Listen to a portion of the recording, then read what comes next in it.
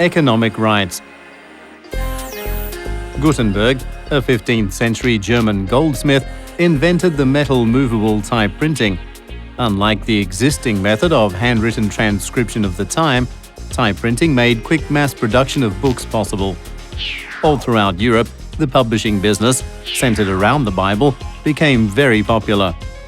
With the invention of the printing press, many people were able to read books, but the problem of printing and distributing other people's works without permission started to arise. To solve this problem, the British High Court of Parliament first legislated the copyright law in 1710. This law, called the Statute of Anne, regulated the rights of the author and restricted the monopoly period of publishers. Particularly, it specified the protection term of the copyright to 14 years. If the author was still alive after 14 years, then another 14 years were extended. However, the Statute of Anne was limited to protecting books only, and the protection scope of the copyright was nothing more than the right to reproduce the creative work through printing. In modern society, copyright is the right given to the author for a certain amount of time for work that creatively expresses human ideas or emotions. Copyright takes effect the moment a work is created, without any additional process or formality. Even a simple drawing done by a 3-year-old is protected by copyright. As such, copyright protects almost all works that have been expressed, regardless of its literary or artistic value. The scope of economic rights also differs according to how the work is being used. Economic rights give the author the right to earn money from his or her creative work. In economic rights, there are right of reproduction, right to distribute, performing rights, public transmission rights, public exhibition rights, rental rights, and right to prepare derivative works, which is the right to turn the original work into another form.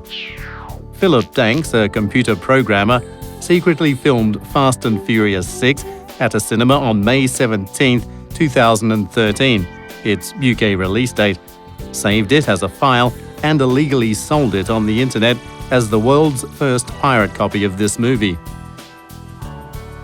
Philip Danks only made £1,000 from this illegal activity, but the film producer, Universal Pictures, suffered a loss of £2.3 million. In August 2014, the Wolverhampton Court in the UK found Philip Danks guilty of fraud and copyright infringement, such as infringing on the right to reproduce, the right to distribute, and the public transmission right, and sentenced him to 33 months in prison.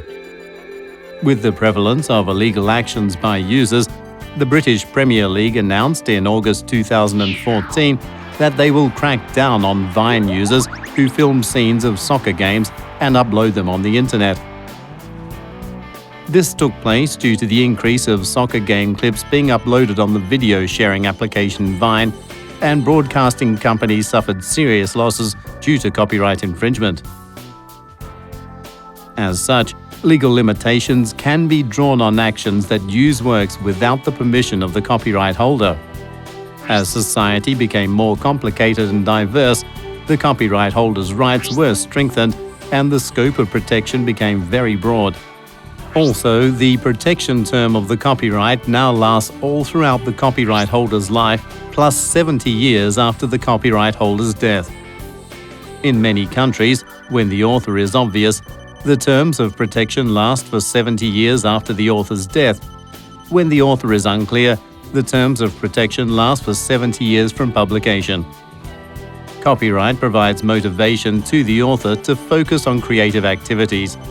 Ultimately, it is a legal device that encourages more creative works to be produced. By protecting works through copyright, the author will be more determined to create even more excellent works, and the public will be able to lead a more diverse and higher cultured industry.